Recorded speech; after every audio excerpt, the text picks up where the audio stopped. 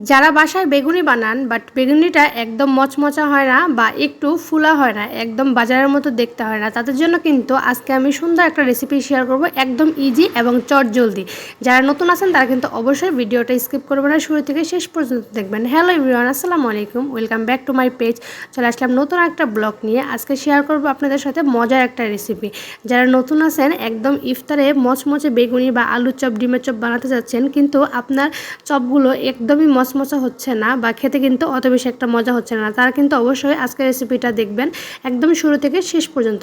চলুন শেয়ার করা যাক আপনাদের সাথে। শুরুতে এখানে আমি বেগুনগুলোকে স্লাইস করে কেটে নিয়েছি। এরপর আলুর চপ করার জন্য আলুগুলোকেও রেডি করে রেখেছি, আর ডিমের চপ করার জন্য ডিমটাকে সেদ্ধ করে আমি মাঝখানে কেটে নিয়েছি। অনেকেই 4 পিস করে না, 2 পিস করে, যার যেরকম পছন্দ সে ওইভাবে পিসটা করবেন। এরপর আমি সবগুলোকে একটু করে গরম মশলা উপর থেকে, আর কি আমি বাসায় রেডি করা যে সিক্রেট মশলাটা সেটাই উপর থেকে একটু করে ছিটিয়ে দিচ্ছি সবগুলোর উপরে, যাতে করে খেতে বেগুনিটা অনেক বেশি মজা হয়। তা আপনারাও কিন্তু এরকম ভাজা জিরে, সব গরম মশলা একসাথে ব্লেন্ড করে একটা সিক্রেট মশলা বানিয়ে নেবেন।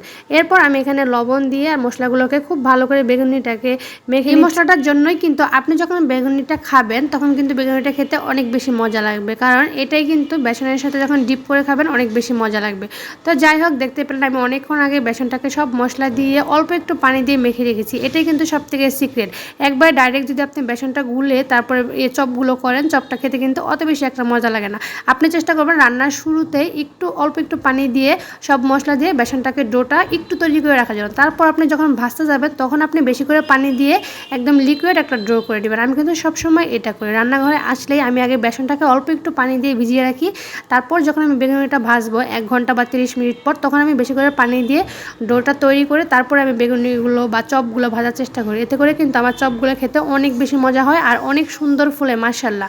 আপনারা দেখুন, দেখলেই বুঝতে পারবেন যে আমার চপগুলো কত সুন্দর ফুলেছিল। বেগুনিটা অনেক সুন্দর ফুলেছিল, আলু ডিমের চপ সবগুলো চপই অনেক সুন্দর আলহামদুলিল্লাহ ফুলেছিল, আর খেতে অনেক বেশি মজা ছিল। আমার লাস্ট একটা পোস্টে আমি যখন এগুলো ছবি আপলোড করেছিলাম তখন একটা ভাইয়া কমেন্ট করেছিল যে আপু, আপনি কি এগুলো বাজার থেকে কিনে নিয়ে এসেছেন নাকি নিজে বানিয়েছেন? তখন আমি সেই কমেন্টে বলছিলাম যে ভাইয়া, আমি তো এগুলো সবগুলোই বাসায় তৈরি করছিলাম, কিন্তু সে মনে হচ্ছিল আমার কথাটা বিশ্বাসই করছে না। তো যারা নতুন আছেন, যারা এই ধরনের কমেন্ট করেন, তারা কিন্তু অবশ্যই চেষ্টা করবেন ভিডিওটা দেখার জন্য। আগে ভিডিওটা দেখবেন, দেখে তারপর চেষ্টা করবেন সেখানে কমেন্ট করার জন্য। ভিডিওটা না দেখে যদি কমেন্ট করেন তাহলে কিন্তু আপনার নিজের পেজেরও সমস্যা, আমার পেজেরও সমস্যা।